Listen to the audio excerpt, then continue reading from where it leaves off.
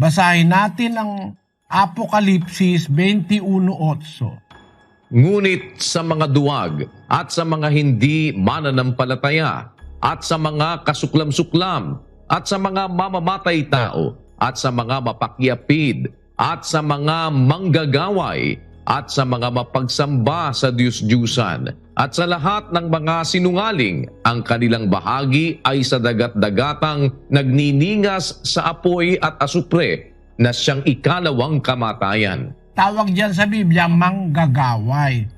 Basahin natin ang 21:8, kapatid na Daniel. Subalit malagim ang kasasapitan ng mga duwag, mga taksil, mga nagpasasa sa kasuklam-suklam na kahalayan, mga mamamatay tao, mga mapakiapid, mga mangkukulam, mga sumasamba sa Diyos-Diyusan at lahat ng sinungaling. Sila'y ibubulid sa lawa ng naglalagablab na asupre na siyang pangalawang kamatayan.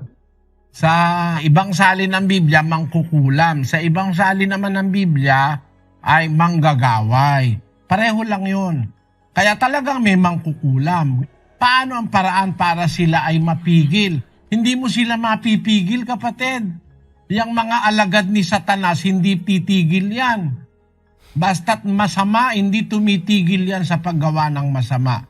Ang magagawa mo lang ay magpasakop ka sa Diyos para wag kang talaban ng kulam.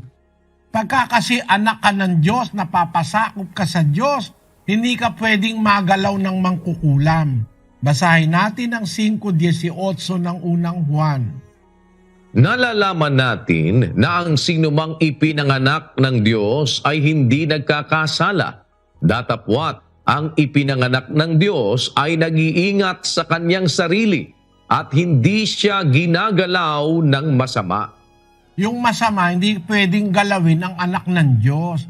Kaya kung hindi mo man mapipigil yung mga mangkukulam ng mangkukulam yan, para makaligtas ka sa kanilang kapangyarihan, mapasakop ka sa kapangyarihan ng Diyos. Maipanganak ka ng Diyos.